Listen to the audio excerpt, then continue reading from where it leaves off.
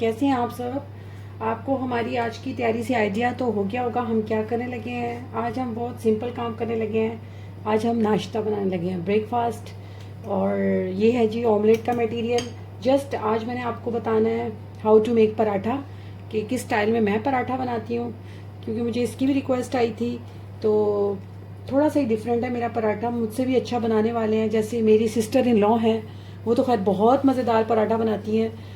उनसे मैं रिक्वेस्ट करूँगी कि एक रेसिपी मुझे भेजें ताकि मैं अपलोड करूँ उनका पराठा। अगर आपने उस रेसिपी से बना लिया, आपको पता चलेगा जी पराठा क्या होता है। तो आज हम अपनी रेसिपी से बनाते हैं इंशाल्लाह। फिर उनकी रेसिपी भी मैं जल्दी लोड करूँगी। उसके बाद पूड़ी पराठा बनाएंगे, सही जो प्रोफेशनल हमारा पूरी पराठा होता है।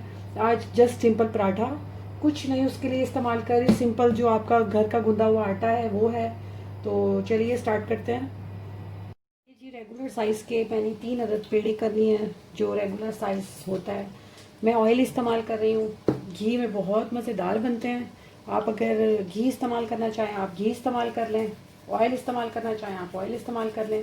सिंपल पेड़े बनाए हैं मैंने, कुछ भी अभी मैंने पेड़ों के दरमियान में ऐड नहीं किया, जस्ट सिंपल। इसको आपने अच्छा सा जितना बेल सकते हैं आप, इसको आपने फुल बेल लेना है, जितना बड़ा कर सकते हैं आप।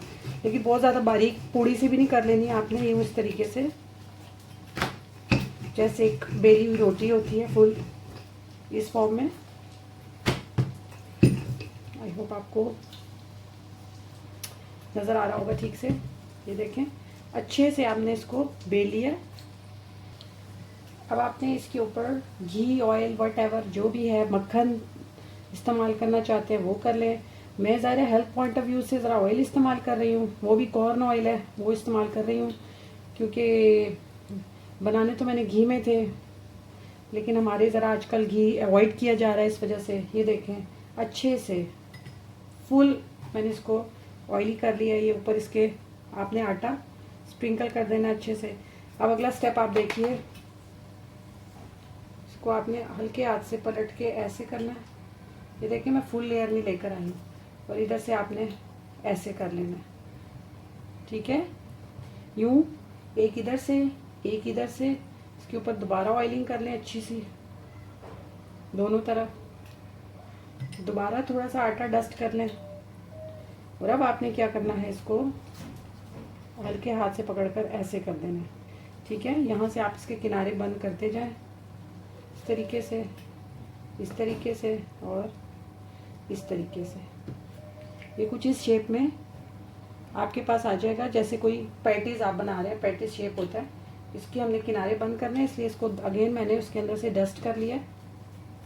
ये देखें अच्छे से किनारे बंद कर लें। जितनी देर ये सेट होता है हम बाकी भी पेड़े कर लेते हैं। ये देखें, इसको एक साइड पे रख दें, दूसरे पेड़ों की तरफ आते हैं। ये देखिए मैंने इसकी फिर फुल रोटी बेली। ये स्टेप आपको दोबारा दिखा रही हूँ ताकि दोबारा रिमाइंड हो जाए। इस पर अच्छे से ऑयल लगाना है। साथ ही जी हमारा मज़ेदार सा जो ऑमलेट है वो भी बन के तैयार हो चुका है। दूसरी तरफ ऑमलेट बन रहा था। ये देखें, इसको अगेन इस तरीके से डस्ट कर देना है। आटा बहुत अच्छे से आपके इस पर फुल आपने डस्ट करना है। एक तरफ मोड़ी, ठीक है, दूसरी उसके ऊपर नहीं लेकर आनी, उसके सामने आपने लेकर आनी है, इस तरीके से ऐसे ऐसे, ठीक है, आमने सामने, इस तरफ और इस तरफ। क्योंकि हमने इसको यहाँ पे पैटीज वाली लुक देनी है, जैसे पैटीज हम बना रहे हैं। और ये इतनी इसकी लेयर्स बनेंगी। सिंपल वे है, बहुत सिंपल है, टाइम टेकिंग बिल्कुल भी नहीं है इसका। ये देखें ऑयल निकल रहा है इसमें से, तो इस वजह से आपने इसका अच्छे से डस्ट करके मुंह बंद कर देना है इसका, ठीक है। इसको थोड़ा सा इसमें से गुजार लें, क्योंकि हमने पतली रोटी बनाई थी तो वो चिपकने से फटने का डर होता है। ये देखें इस पॉइंट तक अच्छी तरह डस्ट करना है। उसके बाद इसको हमने झाड़ लेना है।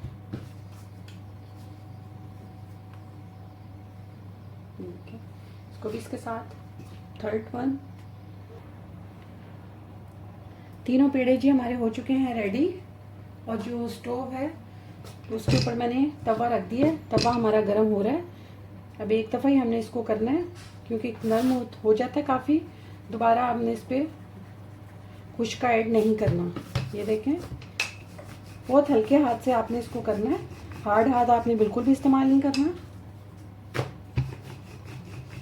ये देखिए खुद ब खुद ही शेप पकड़ रही है। बस इतना करेंगे, बाकी आपने इसको हाथों पे करना है ताकि इसका जो रिमेनिंग है अच्छे से खुश्का वो आपका झड़ जाए। ये है जी हमारा हीट पैन। इसके ऊपर आपने थोड़ा सा ऑयल, घी, ऑयल जो भी आपने इस्तेमाल करना है, हल्का सा इसके ऊपर करके, अब जो आपका ये पेड़ा है इसको आपने अच्छे से, पेड़ा कह रही हूँ सॉरी, रोटी है, पराठा, अच्छे से आपने इसको एक दफ़ा ऐसे करके इसके ऊपर डाल देना। ज़्यादा खींचा तानी आपने इसके साथ नहीं करनी है। और दरमियानी आंच पे आप बनाएंगे तो बहुत मज़ेदार बनेगा। हाई हीट आपने इसकी बिल्कुल भी नहीं रखनी। कपड़ा मैंने इस वजह से रखा है यहाँ पर, ये गर्म तो नहीं है, नो, ताकि इसका जो खुश्क है सारा, नहीं तो जो मेरा स्टोव है वाइट वाइट हो जाएगा। ये देखें जब मीडियम हीट पे लाइट सा ऐसे आना शुरू हो जाए, अब आपने इसके ऊपर ऑयल, घी जो भी आप इस्तेमाल कर रहे हैं, ज़रा पराठा है बेहतियाती तो ऑलरेडी कर ही रहे हैं, तो ज़रा थोड़ा सा खुले हाथ से आपने इसके ऊपर डालना। तब आपने इसको नाइसली से ट्रीट करना है।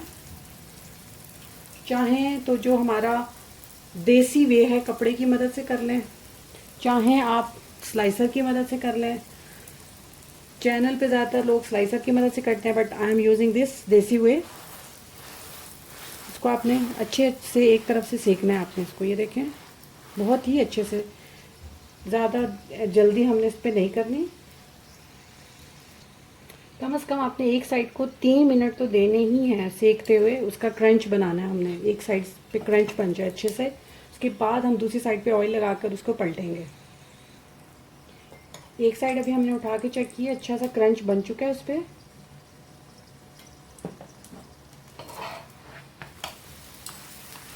सेकंड साइड, ये जितना भी आपको नज़र आ रहा है, अभी जब मैं तोड़ूंगी तो सारे ने टूट जाना है इसका, इतना अच्छा, बिल्कुल जैसे लेयर्स होती हैं किसी भी चीज़ की, किसी पेस्ट्री की, अब ड्राई पेस्ट्री जो होती है बाकिर खानी की, ये देखें ये इसके अंदर लेयर बननी शुरू हो गई हैं। तो ये लेयर्स की फॉर्म में टूटेगा। ये मैं आपको दिखा भी देती हूँ, ये देखें इसकी लेयर्स बन रही हैं। ये ज़रूर ट्राई कीजिएगा, आपको बहुत पसंद आएगा। बहुत डिफरेंट सा वे है, लेकिन जितना अच्छा सेकेंगे उतना मज़ेदार बनेगा। ये देखें इसकी लेयर्स खुद ब खुद निकलनी शुरू हो गई हैं। ये हो गया है जी डन।